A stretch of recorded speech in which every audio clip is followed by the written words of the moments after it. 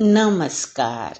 सुनो कहानी श्रृंखला के अंतर्गत प्रस्तुत है कहानी आजादी शम्मोजान की, जिसकी लेखिका हैं कृष्णा सोपती जी।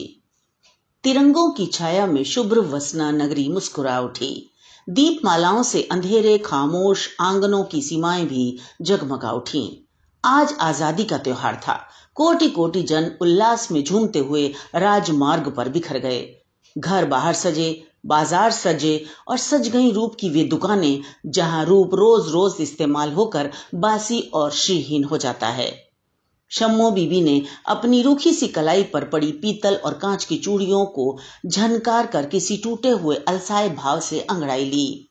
सस्ती सी रेशमी सलवार पर गहरे गुलाबी रंग की कमीज और कमीज में लिपटी हुई थकी टूटी देह और देह के भार से अकड़ी हुए एक औरत की हड्डियां जैसे चरमरा उठी।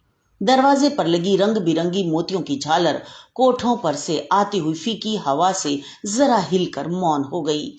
कोने में पड़ी मेज पर नीले से फूलदान में कई दिनों के मुरझाए फूल सलवटों से भरी मैली शैया को देखकर संकोच में डूब गए।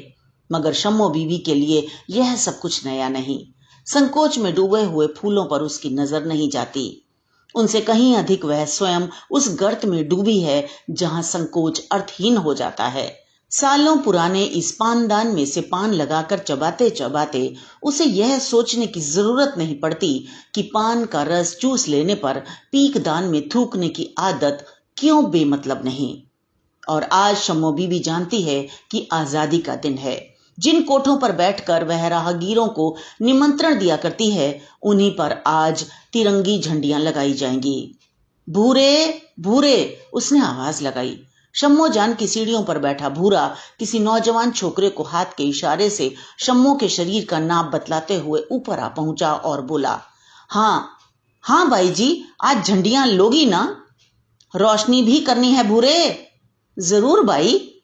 लीलो चंपा बन्नो सबके कोठे सज चुके हैं। और भूरे ने अपनी सुरमा लगी तीखी आंखों से एक बार शम्मोजान को सिर से पांव तक देखकर उसके गले के नीचे लगे सोने के बटनों पर अपनी नजर टिका दी। शम्मोजान ने उस टकटकी को समझते हुए भी उसे अनदेखा करके कहा, जरा जल्दी करना भूरे, फिर लोग आ जाएंगे। भूरे ने अनमने भाव से झंडियां लगानी शुरू की। पतले पतले पतंग के कागजों की सी आवाज शम्मोजान अंदर बैठी सुन रही है।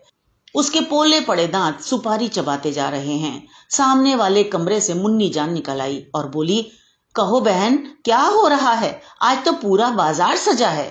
हाँ मुन्नी, आज तो शहर भर में रोशनी है। बीच में ही बात काटते हुए मुन्नी जान ने अपने कर्कश और फटे से स्वर में कहा, लेकिन यह क्यों हो रहा है? और यह सवाल करते हुए अपना महीन दुपट्टा मैले से गावत किए पर फेंक मुन्नी जान चारपाई पर लुढ़क गई। उसके तलवों पर बदरंग सी मेहंदी लगी थी। शम्मो जान ने कहा, आज आजादी का दिन है मुन्नी। दिन नहीं, रात कहो रात। मुन्नी ने ऐसे चीख कर कहा मानो कहीं पड़ी हुई दरारों से फूटकर उसकी आवाज बाहर निकल आना चाहती हो, और वह अपने पपड़ी जमे होठों को फैलाकर हंस पड़ी। शम्मो जान ने सहानुभूतिपूर्ण दृष्टि से उसकी ओर देखा और कहा, मुन्नी, कहते हैं आज लोगों को आजादी मिल रही है, जुलूस निकल रहे हैं, जलसे हो रहे हैं। मुन्नी ने अपनी कसी और तंग कमीज में से जरा लंबी सांस लेकर कहा, क्या कहा? आजादी? लोगों को आज मिल रही है आजादी? आजादी तो हमारे पास है, हमसा आजाद कौन होगा शम्मो जान? और हा हा हा अट्टहास कर गुलाबी रंग से लिपी पुती नारी देह लट्ठे की मैली चादर पर फैल गई। शम्मो जान कब तक वहां बैठी रही, मुन्नी को कोई खबर नहीं। बेखबर सोई पड़ी मुन्नी के अंग प्रत्यंग की थकान को शम्मो समझ रही है। अपने अंदर ढके पर्दों को उघाड़ कर अगर वह भी देखे तो एक टूटी आहत छाया उसकी उन्नीदी आंखों में झलक जाएगी।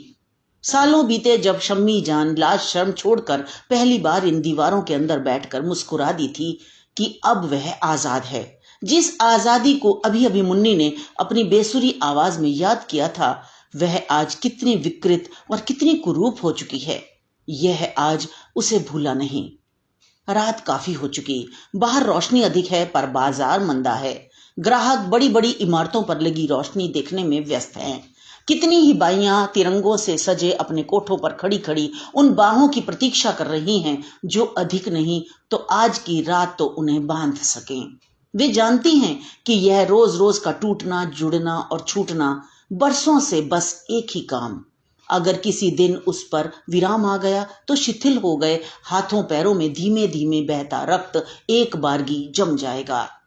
शम्मोजान देखती है कि मुन्नी आज जिस आजादी की बात सोचकर गहरी नींद में सो गई है, उससे उठकर क्या वह फिर अपनी मलिन आंखों को कजरारा करेगी? क्या वह अपने बालों को मोतियों से संवार कर छज्जे पर जा खड़ी होगी? शम्मो को मुन्नी के लिए इसमें शक है, अपने लिए नहीं। वह तो अभी जग रही है, सोई नहीं है। वह जो कुछ है अपने आप से भूली हुई नहीं है, लेकिन भूलना क्या, उसे तो याद करने की जरूरत ही महसूस नहीं होती। यह ठीक है कि उसे अभी जिंदगी काटनी है, अपने को बेचना नहीं खरीदना है, ऐसे दामों में जिन्हें वह क्या उसके कुल के वे सब देवी देवता भी न चुका पाएंगे, जिनके द्वार पर उसने नहीं तो उसके पूर्वजों ने नाक रगड़कर वह वरदान प्राप्त किया होगा। मगर वह सब कुछ क्यों दोहराए? मुन्नी जान को उसी बेहोशी में छोड़ शम्मो जान कोठे पर आ खड़ी हुई। उसी समय भूरे ने अपने गलीज से स्वर में कहा, बाहर चलो, आज अच्छी चीज लाया हूं। एक लंबी हूं के बाद क्षण भर विराम लेकर शम्मो ने एक बार अटकी सी नजर से आजादी के चिरागों को देखा, हवा में खड़खड़ाती उन झंडियों को देखा और फिर अपने सधे सधाए कदम उठाकर कमरे की ओर चल पड़ी। बाहर झंडे हवा में लहरा रहे थे, चिराग हल्के हल्के जल रहे थे, लोग आजादी से गले मिल रहे थे और अंदर शम्मोजान अपनी पुरानी आजादी बांट रही थी, जो उसके पास शायद अभी भी बहुत थी। तो ये तो थी कहानी। मुझे आशा है कि आपको पसंद आई होगी। इसे लाइक करें, दोस्तों के साथ शेयर करें और सब्सक्राइब करना बिल्कुल ना भूलें और हमारे साथ जुड़े रहें। तो मिलते हैं अगली मजेदार कहानी में। धन्यवाद।